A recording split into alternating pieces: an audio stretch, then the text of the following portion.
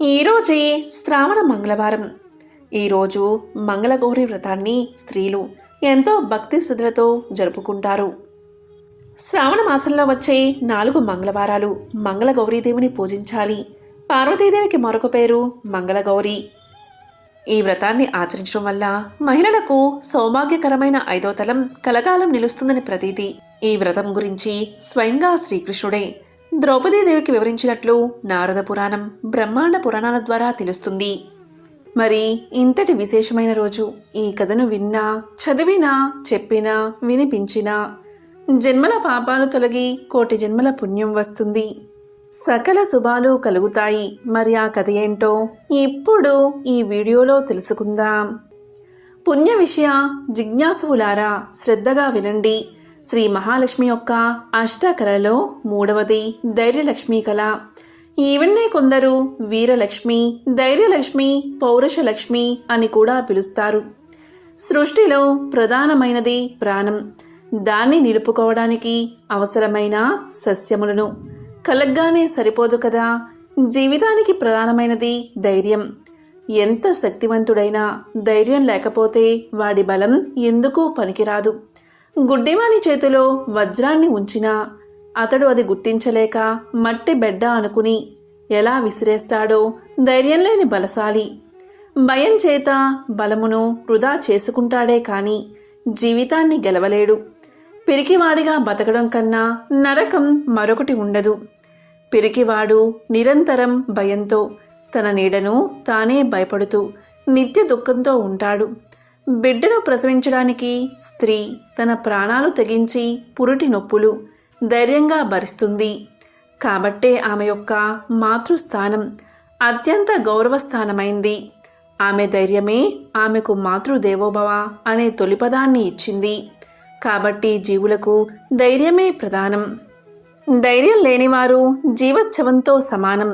ఆ ధైర్యలక్ష్మి యొక్క అనుగ్రహం తప్పితే ఎంతటి వాడైనా యాతన పాలు కావాల్సిందే.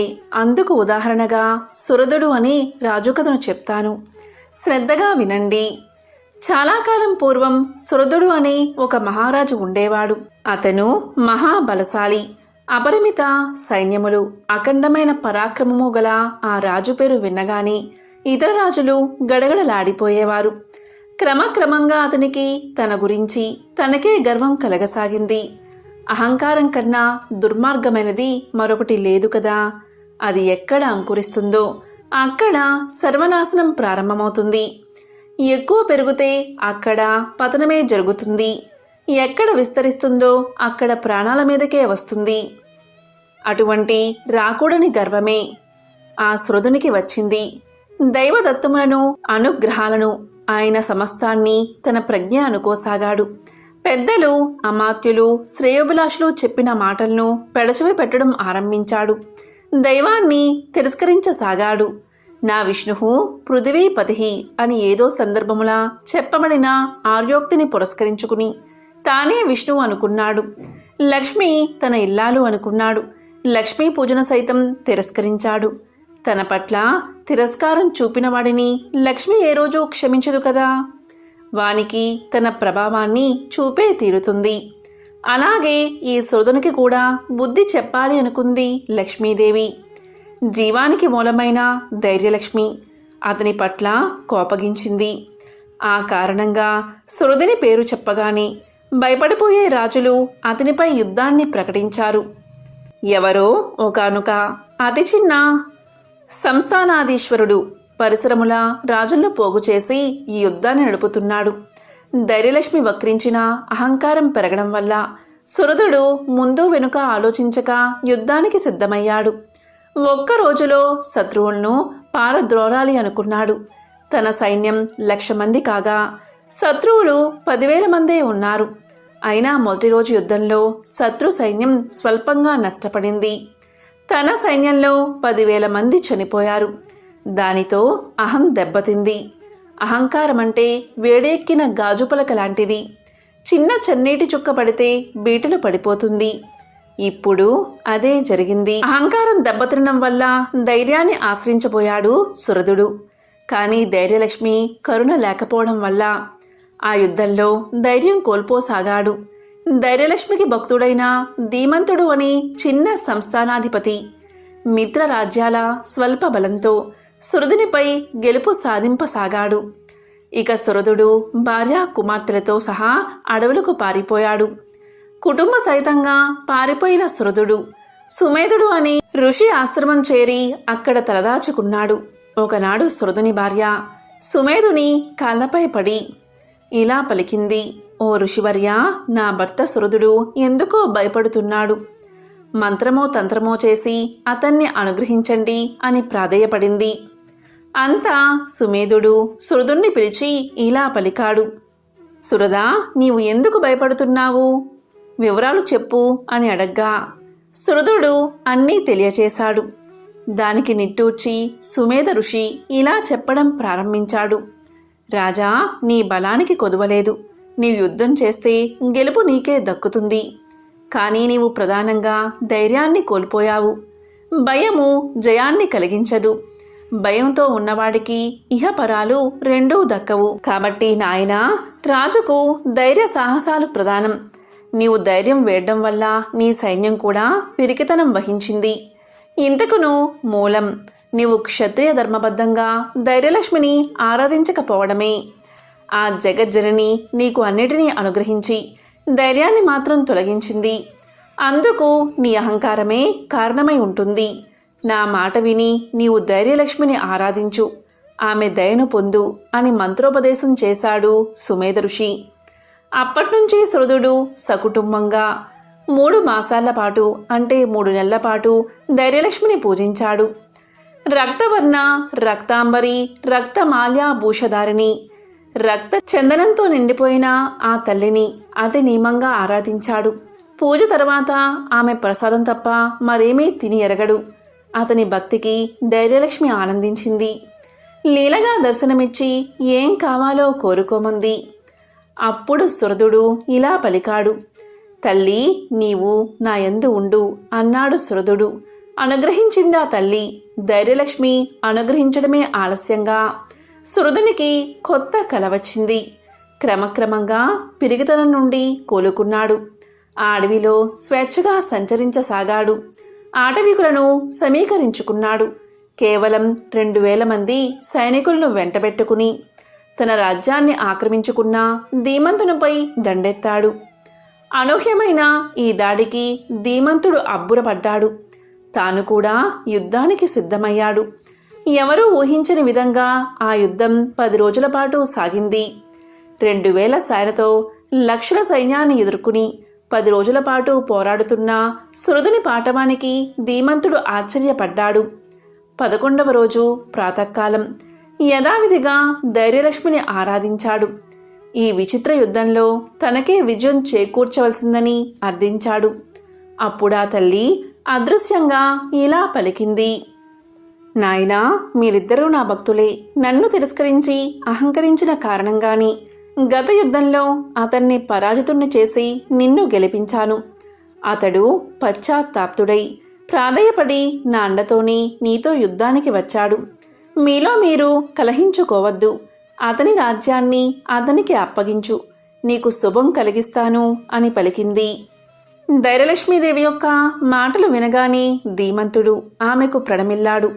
అమ్మా, ప్రపంచమంతా నీ అధీనం. నేననగా ఎంత, నువ్వెలా చెబితే అలాగే నడుచుకుంటాను అని ఆమెను స్తుతించి యుద్ధ రంగానికి బదులు సరాసరి సురధుడి శిబిరం వైపు బయలుదేరాడు. ఆ సమయానికి సురధుడు కూడా అమ్మవారిని ఆరాధిస్తున్నాడు. అప్పుడు ధైర్యలక్ష్మి అతనికి ఇలా చెప్పింది: సురదా, ధీమంతుడు శాంతియుతంగా నీ రాజ్యాన్ని నీకు ఇచ్చేస్తాడు. తీసుకుని పాలించుకో అని పలికింది. దానికి సురధుడు ఇలా అన్నాడు: తల్లి, నీ ఆజ్ఞ ప్రకారమే చేస్తాను. కాకపోతే శత్రుడై ఉండి దానం పట్టినట్టు అవుతుంది కదా అని ఆలోచిస్తున్నాను అన్నాడు. అప్పుడు అమ్మవారి అదృశ్యహాసం వినబడింది. ఆ సమస్యను ధీమంతుడే పరిష్కరించుకుంటాడులే అని పలికింది. అంతలోనే ధీమంతుడు మంత్రి పురోహిత సమేతుడై వచ్చి సురధునకు నమస్కారం చేసి ధైర్యలక్ష్మీదేవి ఆజ్ఞ చొప్పున అంటూ అతని రాజ్యం అతనికి అప్పగించేశాడు. ఇక సురధుడు అమ్మవారి దగ్గర చెప్పినట్లే తను అనుమానం అతనికి వినిపించాడు. అందుకు నవ్వి ధీమంతుడు ఇలా పలికాడు: మహారాజా, మీ అనుమానం ధర్మబద్ధమే కనుక క్షత్రియుడు గ్రహించదగిన కన్యను నాకిచ్చి భరించవలసిన రాజరికాన్ని మీరు వహించండి అని చెప్పగా సురదుడు అంగీకరించి తన కుమార్తె అయిన అమృతవల్లిని ధీమంతునకు కన్యాదానం చేశాడు. ధైర్యలక్ష్మి కృప వల్ల శత్రువులు బంధువులయ్యారు. కాబట్టి జీవులు ఎల్లవేళలా ధైర్యలక్ష్మిని వీడక సేవిస్తూ ఉండాలి. ఈ కథను విన్నా చదివినా ధైర్యలక్ష్మి కృపకు పాత్రులవుతారు కాక.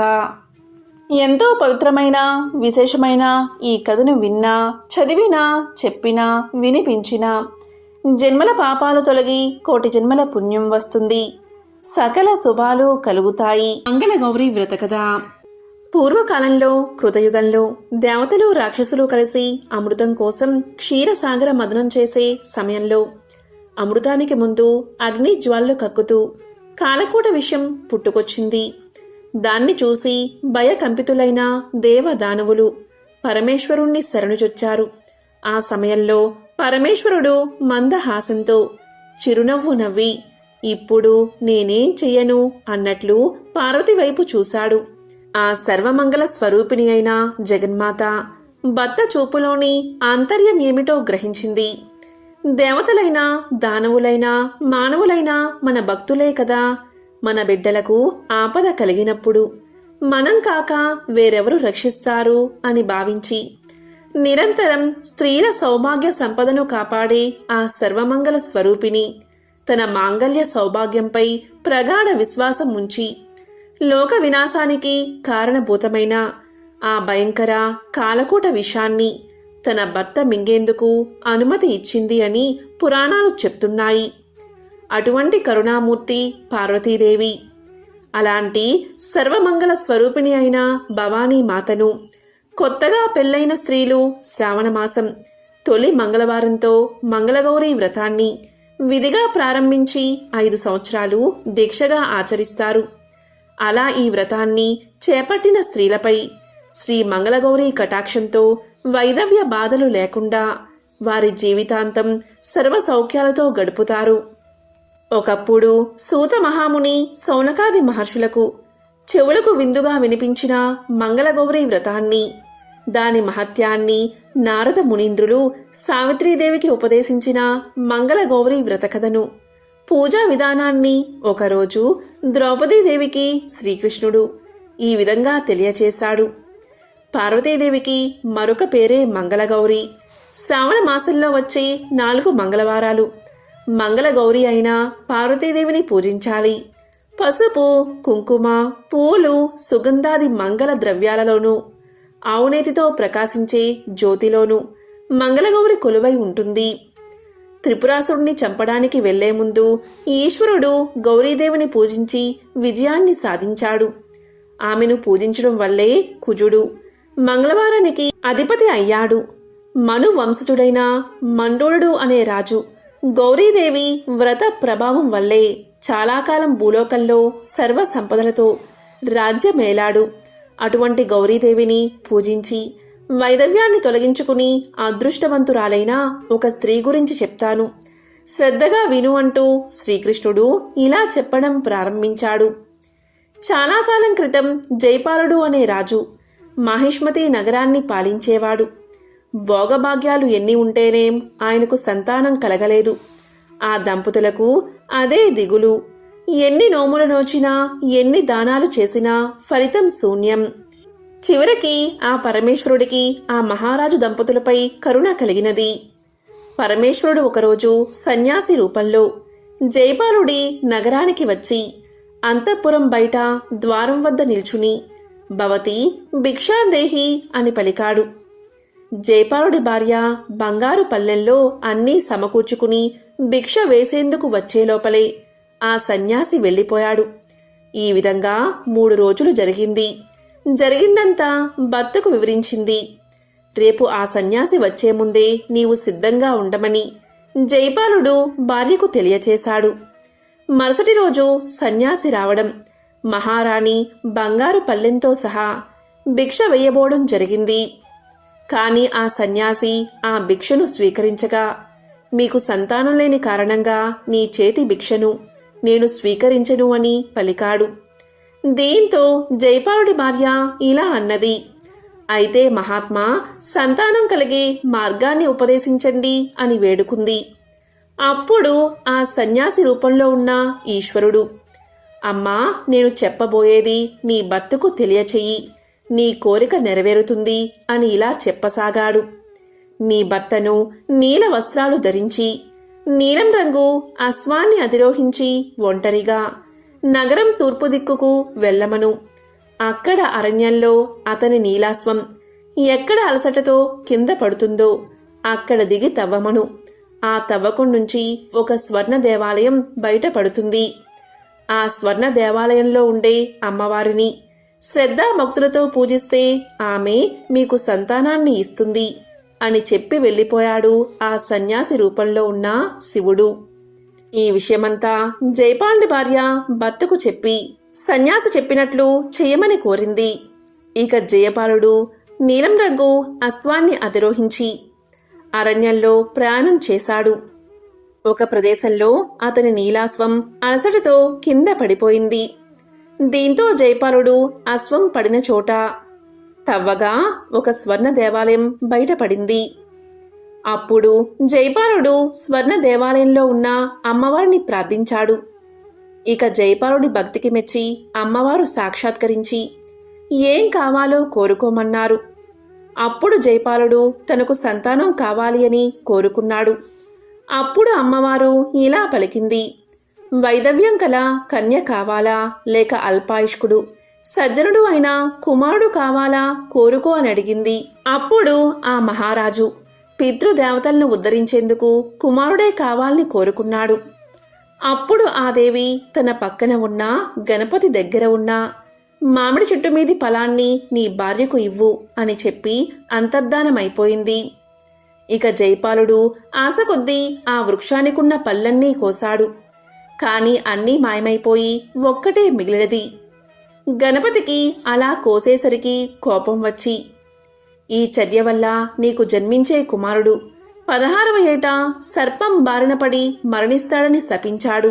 జైపాలుడు ఆ ఒక్క మామిడి పండును తీసుకుని తన భార్యకు ఇచ్చాడు.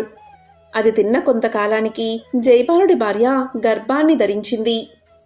తరువాత 9 మాసాలు నిండిన తర్వాత ఒక పుత్రుణ్ణి కన్నది. ఆ బాలుడికి శివుడు అని నామకరణం చేశారు. ఆ బాలుడు పుట్టిందే తడువుగా యమభటులు వచ్చి ఆ శిశువును తీసుకుని పోతూ ఉన్నారు. అది చూసిన తల్లి ఇలా పలికింది, నాయనలారా, బిడ్డ పుట్టాడు కాని పురుటిముచ్చట తీర్చలేదు. పురుడైన తర్వాత వీణ్ణి మీరు తీసుకుపోదురుగాని అని బతిమాలింది. దీంతో యమభటులు యమలోకానికి వెళ్ళిపోయారు. పురుడు పూర్తయింది. యమభటులు మరలా వచ్చారు. మరలా ఆమె ఇలా పలికింది, నాయనలారా, బిడ్డ అడుగులు చూసి మేము ఆనందించిన తర్వాత తీసుకుని పోవచ్చు. నా మనవి ఆలకించండి అని కోరింది. దీంతో యమభటులు మళ్ళా వెళ్ళిపోయారు. ఆ బాలుడు దినదిన ప్రవర్ధమానంగా పెరుగుతూ ఉన్నాడు. బారసాల పూర్తయింది.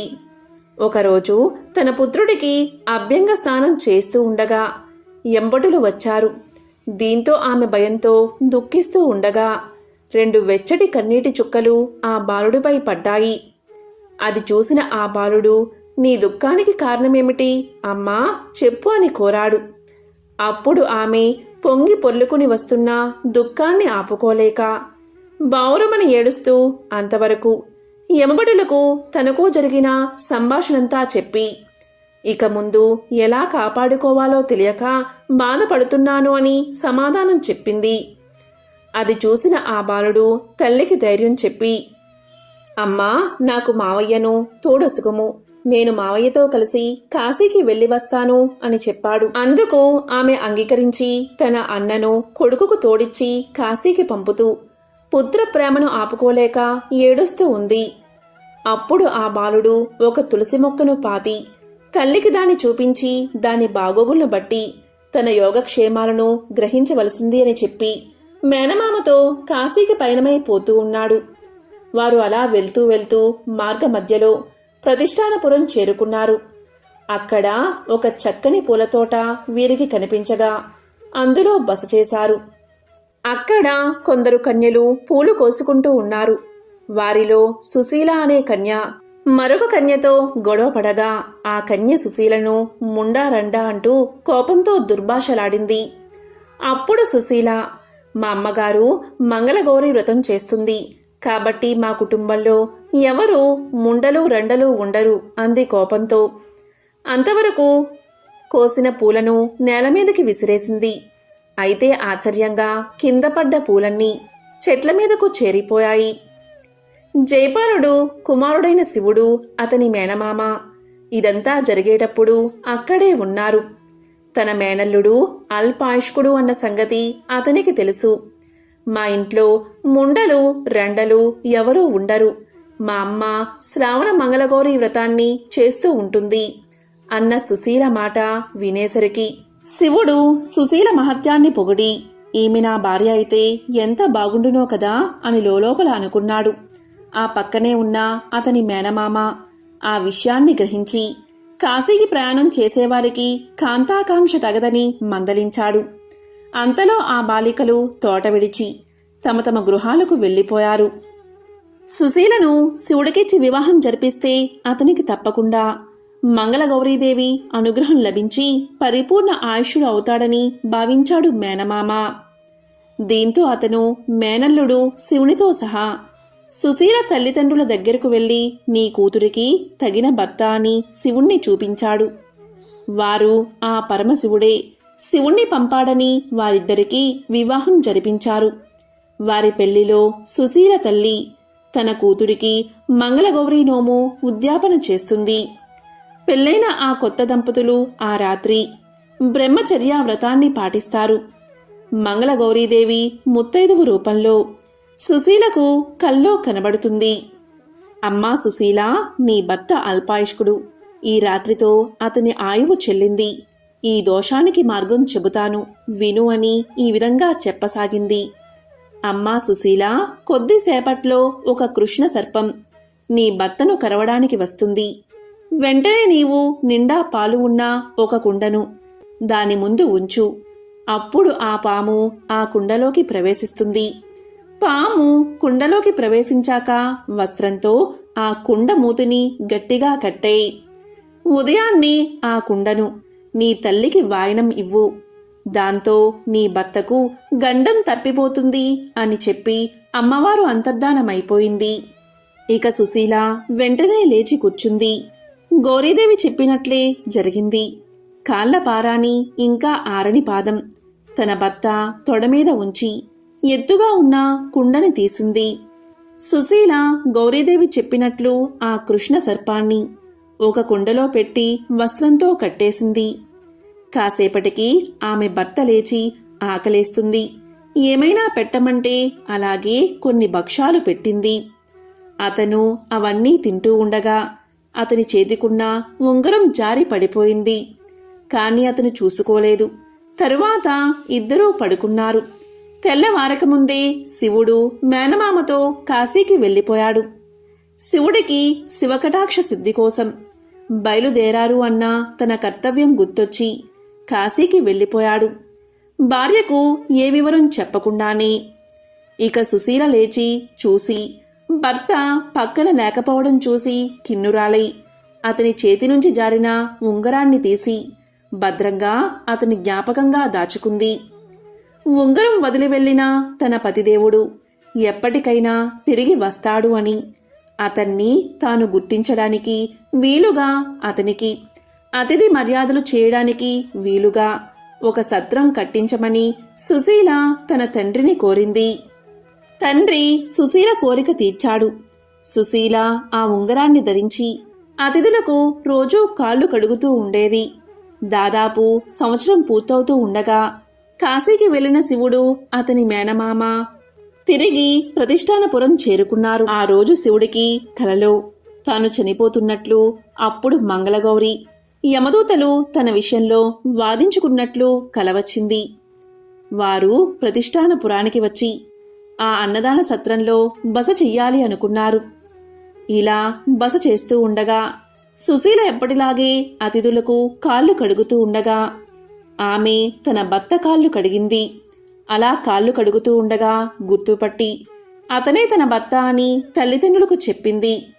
తన స్వప్న వృత్తాంతాన్నంతా తెలియచేసింది. దీంతో వారు అతన్ని పరీక్షించగా ఉంగరం అతనికి సరిగ్గా సరిపోయింది. అలాగే కుండ తెచ్చి చూడగా అందులో ముత్యాల హారముంది. అదే దేవీ ప్రసాదంగా వారు స్వీకరించారు.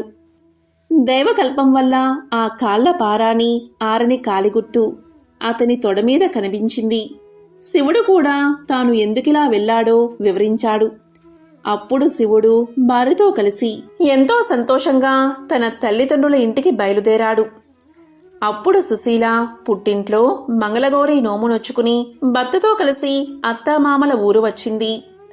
అన్నాళ్లుగా కొడుకుజాడ తెలియక అతని కోసం కన్నీరు మున్నీరుగా విలపిస్తున్న అతని తల్లిదండ్రులు అందులైపోయారు. ఇక సుశీల మంగళగౌరి నోములో నోచిన కాటుక అత్తామామల కళ్ళకు పెట్టగాని వారికి తిరిగి చూపు వచ్చింది. కొడుకుని తిరిగి కల్లారా చూసుకున్న వారి ఆనందానికి అవధులు లేవు. ఇందన్నడు అల్పాయుష్కుడైన తన కొడుకు ఆయువు ఎలా వృద్ధయింది అన్నాడు జైపాలుడు.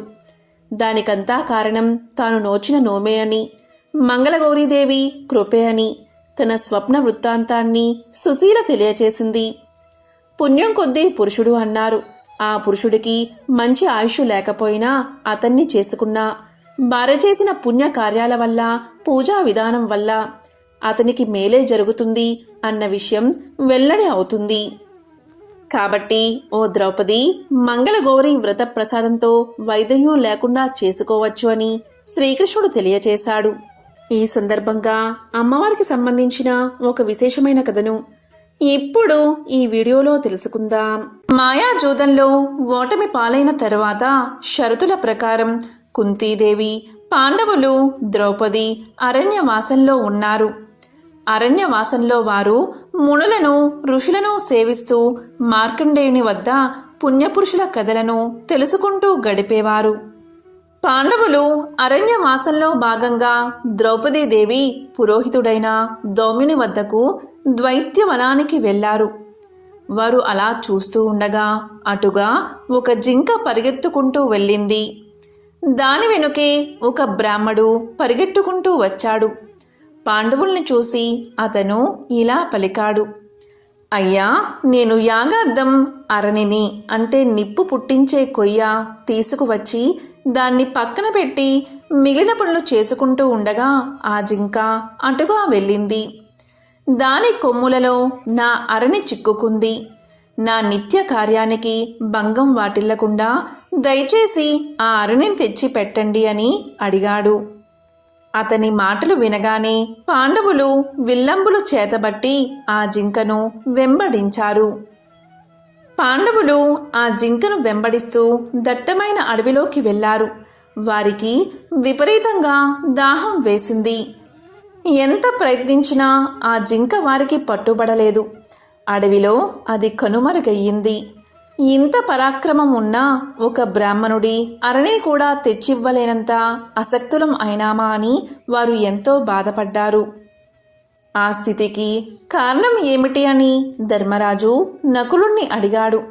అప్పుడు నకులుడు ఇలా చెప్పాడు, మన కర్మ పరిపాకం వల్లనే సుఖదుఖాలు సంప్రాప్తిస్తాయి. చేసిన కర్మ చెడని పదార్థమని సమాధానం చెప్పాడు. మిగిలిన వారు తాము ద్రౌపదిని జూతంలో ఒడ్డినందుకని ఒకరు, సభలో అన్యాయం జరుగుతున్నా ప్రతిఘటించలేదని ఒకరు, ఇలా రకరకాల కారణాలు భావించారు. వారంతా విపరీతమైన దప్పికతో ఉన్నారు. ధర్మరాజు ఆజ్ఞతో నకులుడు ఒక చెట్టుపై ఎక్కి చూడగా నకులుడికి ఒక చెరువు కనిపించింది. అప్పుడు నకులుడు తాను నీరు తాగి అందరికీ నీటిని తీసుకురావడానికి అక్కడికి వెళ్ళాడు. నకులుడు ఆ నీటిని తాగబోతూ ఉండగా ఒక అశరీరవాణి ఇలా పలికింది, ఓ మాద్రీనందన, ఈ జలం నా అధీనంలో ఉంది. నా ప్రశ్నలకు సమాధానం చెప్పి కానీ నీవు ఈ నీటిని తాగలేవు అని పలికింది. దప్పికతో ఉన్న నకులుడు ఆ మాటలను లెక్క చెయ్యక నీటిని తాగే ప్రయత్నం చేశాడు. వెంటనే మానువలే కింద పడిపోయాడు. అతని వెంటనే తటాకానికి వచ్చిన సహదేవుడు, అర్జునుడు, భీముడు అందరికీ అదే జరిగింది. చివరిగా వచ్చిన ధర్మనందనుడు ఆ అశరీర వాణిని విని నీరు తాగకుండా ఆగిపోయాడు.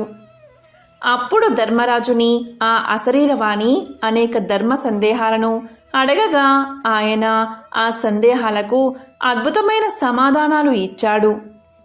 యక్షుడు అడిగిన ప్రశ్నలు తత్వజ్ఞానానికి, ఆత్మజ్ఞానానికి చెందినవి.